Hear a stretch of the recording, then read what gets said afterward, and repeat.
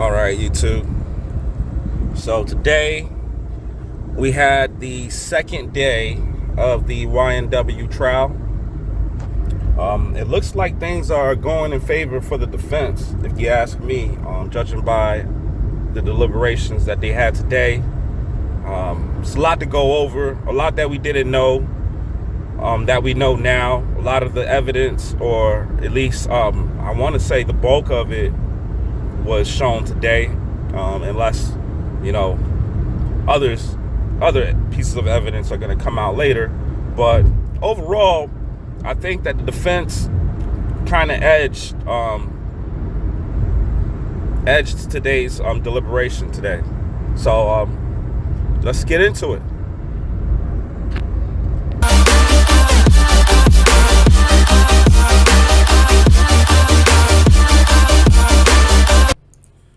What's up, YouTube? So today we got day 2 of the YNW Melly trial, and let me tell you, there's so much that went down today. A lot of evidence that got uncovered, and just a few more talking points in terms of how this trial is going. So without any further ado, I just wanted to get into this today. The first thing we're going to look at is basically they're looking for some type of motive amongst YNW and his what do you call that, accessory or culprit, whatever. And right now they don't really have much. All they really have to go on is what these guys said and some of the evidence that's already been deliberated. The announcers kind of go in depth with this in terms of how hard it's going to be to prove that these guys were, somehow premeditating this murder. Know it, whatever it may be. I think motive is a big part of the case here because I only have so many tattoos on my body, one of them being for my brother. I can't imagine that a person puts a tattoo of someone on their body and then murders them years later.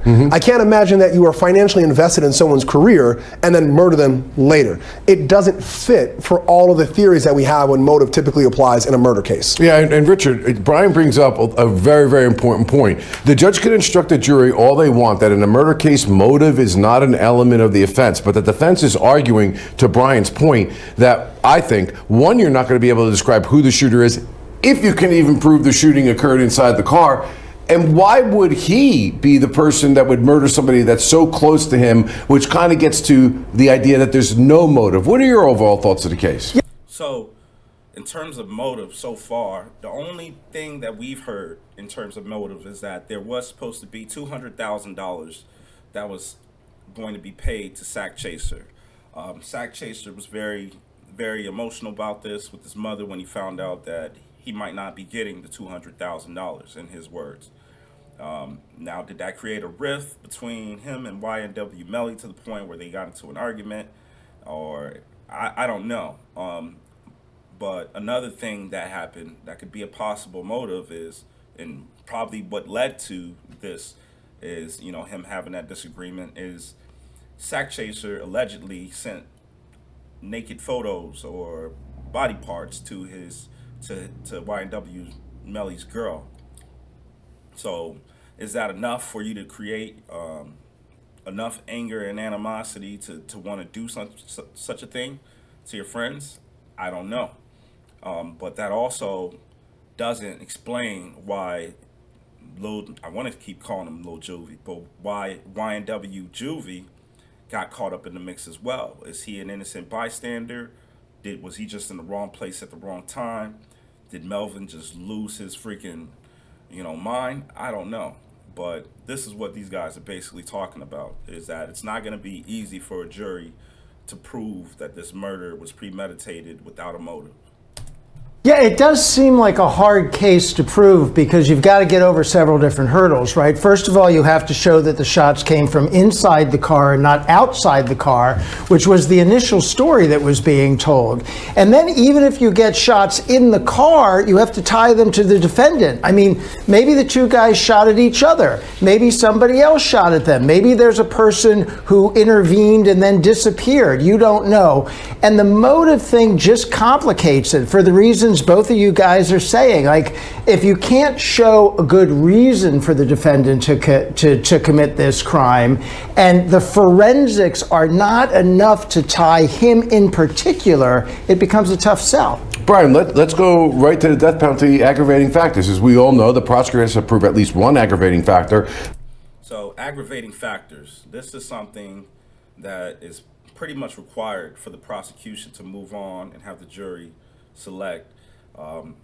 Basically, you know, whether or not it's a guilty or not guilty plea. So this is something you're going to hear over and over again. Beyond a reasonable doubt, each juror has to make an individual determination that not only has it been proven, but the death penalty is the appropriate penalty. And one of the aggravating factors they have here is the heinous, cruel, and atrocious nature of the killing. It was premeditated. It was by involving gangs. Do you find that this falls within the heinous, cruel, and atrocious manner of killing? So anytime you kill someone, it's heinous. Anytime you take a life, it's cruel. But if the rule absorbs or swallows the exception, it's no longer a rule. I think in a case like here, the defense attorney, who I think is very talented, just looking at their opening statements, can say it's not just that it's a murder, that it's cruel. You have to differentiate between all murders and all cruelty. And I think in a case here, what I would point to is the video of them leaving the recording studio. For you, or for you, you're a guest here. This studio is where you come and you bless us with your knowledge. But for Bob and I, this is our place of work. You and I leave here, Bob, as coworkers. We'll go get a drink. We'll go hang out. If they saw video of me and you leaving the studio, and then one of us would murder, you'd be like, no, these guys are boys. They're making money together. They're doing shows together. Mm-hmm. Where's the cruelty and the heinousness before the murder? It's not there, so why would it happen at the murder? I think that video is going to be very helpful come sentencing. Wow, really, really interesting points. So that's why this is really a fascinating case. And again, I'll go back to having tried death penalty cases, and one of the first things that we say is in the guilt phase, we need those jurors to be absolutely convinced as to who the person was that committed the murder, and that it has such an emotional and visceral reaction. So, you know, basically, some of those videos that they were showing you was of YNW Melly and his crew leaving the studio on that day. I'm gonna try to see if I can find. Yeah, so these are basically videotapes of the studio. I mean, there's really not much. It's pretty much nothing moving. The parking lot, and it also shows the guys entering the car. Now, from what you see in these, I mean, there's no foul play. There's no argument. There's no, you know, there's nothing that suggests that there's something that's about to go down, you know? So, premeditation, perhaps not. I'm trying to get the footage. 07, 10, 26, 2018, 02, 20. Car, because these videos are pretty long.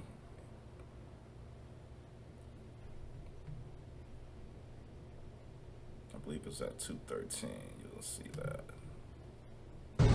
All right, so right now, this is the biggest. This is the biggest problem for the defense. Right here is the fact that they have to prove that somehow, some way, Melly has an alibi from the time he had gotten to the car to the time that YNW Juvie went up to the hospital. That's a huge gap, and right now all they have is this tape in the phones that put Melly, you know, in certain places. Later on, what you're going to see is them gathering evidence, and they're going to be talking about fingerprints and so on. In fact, let's go straight to that. I believe that, let's see here. Okay. So, right here, what you're about to see is basically the defense is questioning the criminal attorney, or no, the criminal investigator who was responsible for taking the bullets and pictures and all the trajectories of the actual of the bullets that went into the car.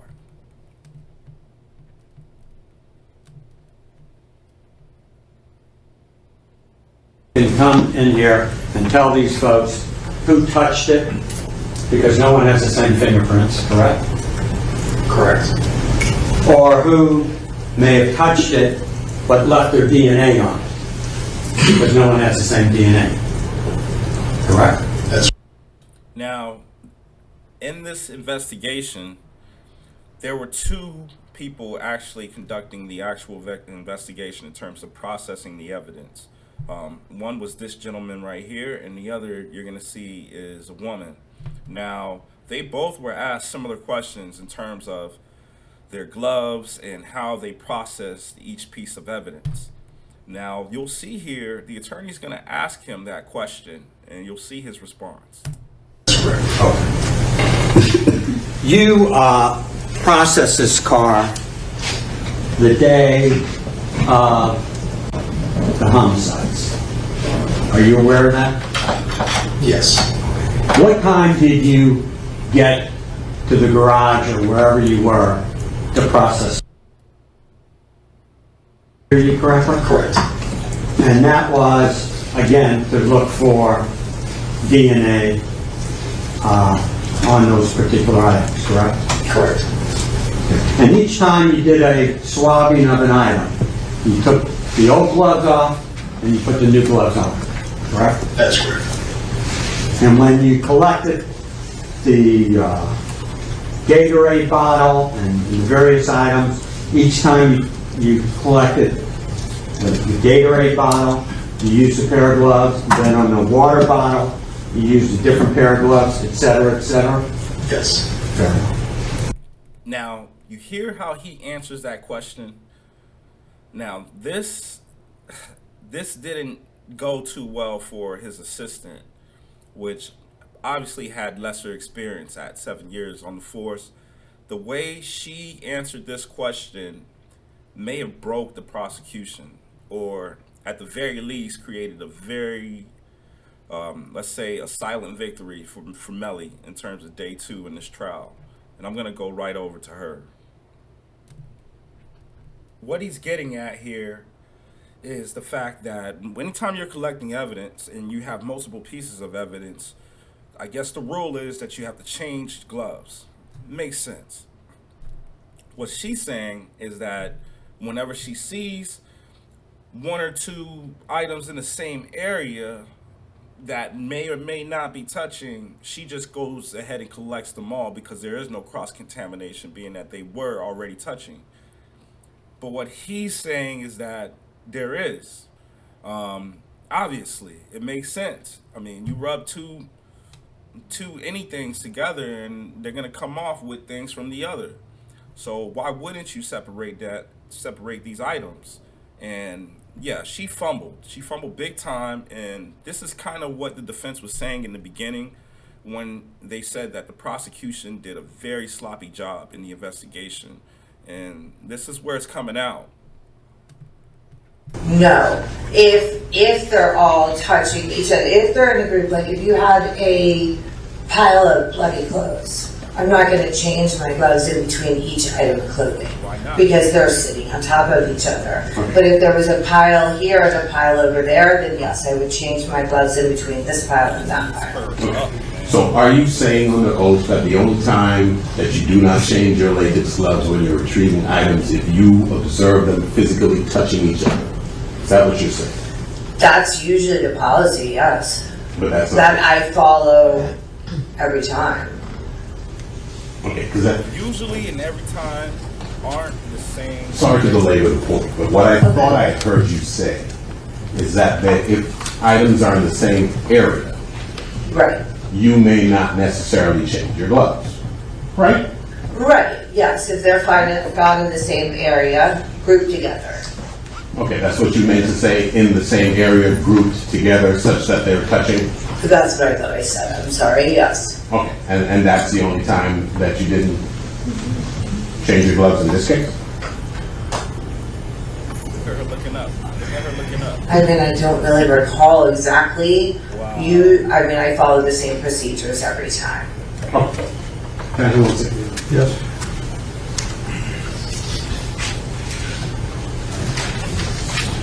This is where he really gets her. I mean, these are her notes. So if she can't recollect the notes that she wrote and how accurate they are, I don't know how good this evidence is.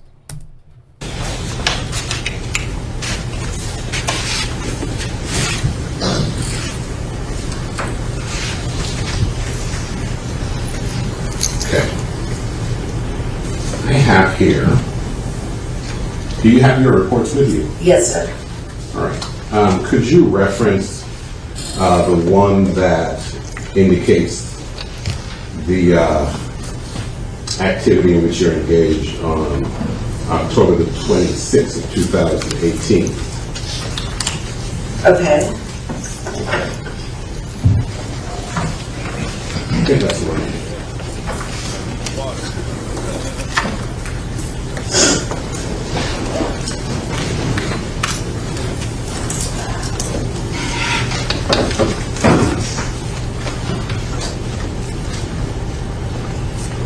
Now, this refers to your retrieving latents, right? Not retrieving items. Okay. Am I right about that? I think I may have the wrong one. From October 26th of the Jeep you're Yes. talking about? It's everything. The latents, the swabs, the collection of items. Okay. And recovery of items as well? Yes, sir. Okay, and in every instance in your report where it says using a fresh pair of latex gloves would document each instance in which you did so, and that was the purpose of your making that notation. Is that correct? I mean, I change them often in between. I may not note every single time I've changed them. We usually have a couple different pair on, and I'll just take them off. I don't know. I just don't. I could change them 20 times throughout. I just don't notate every single time. Is that what you're saying happened here? I honestly don't recall what happened or how many times I changed my gloves. It was quite a while ago. He got a checkmate right there. So yeah, that right there was a small victory for YNW Melly if I'm the defense. Another big point about this trial is before we got into this trial, a lot of the information in the so-called evidence was pretty much, all on social media. Nobody really had the information. But now with the case, starting, we're seeing all kinds of things. We didn't know, that there was all kinds of details like where bullets were shot. This is a bullet hole right here. They found bullet casings on Melly's side and where Bortland was seated, as well as in the seat. And part of what she was saying is that some of those bullets were unretrievable because they didn't have the resources to get them out of the vehicle, meaning they might have ricocheted internally. But with the amount of bullets they found, they're gonna be able to get prints. Another reason why they were talking about print latency and stuff like that is because they are basically trying to put Melly there at the scene of the crime with the gun, or at least with the gun that had those bullets. And man, it's just so much evidence and so much blood in this scene. We could go through it. There goes an iPhone. There was also a sweater found in the back seat. And if you look at some of the trajectories on some of these items, I mean, let's look at the trajectory of these bullets right here. If you look at the trajectory of these bullets, this is not what you would expect in terms of a drive-by shooting. Now, maybe if they started shooting at them coming from the front, you'd have bullets like this. But why aren't there any bullets on this side? You know? And this is what made the police feel like it was staged. There was another shot inside the door that just didn't seem right. Oh man, this is it right here. So this shot is done on the inside door of where Melly was sitting. And the only way you could get this shot is if the door is open and you're shooting from the other side. Looking from the inside of the vehicle out. I think that's why they spent some time on that Through particular one shot. defect, pass through the object, and then through the other. I'm gonna go back to it here. Go back to the last photo. If you could circle a couple of times on the screen the area that you are Look at where photographing this in the bullet next hit. photograph. And it hit on the front side of that area. You see that? So that's something that the prosecution is definitely looking at, and you know, they're not saying, hey, we thought, you know, somebody opened the door, walked around and shot it, but they're basically walking the horse to the water with this one and letting you know, decide, or letting the jury decide, okay, well, how else do you explain this? So there is some evidence, but a lot of it is just kind of loosey-goosey. I mean, there's the yellow sweater that was found in the back seat with the blood stain, a rather small blood stain at that. And it's on the opposite side of where you would have expected it to be in terms of the shooting. Get a better look at this.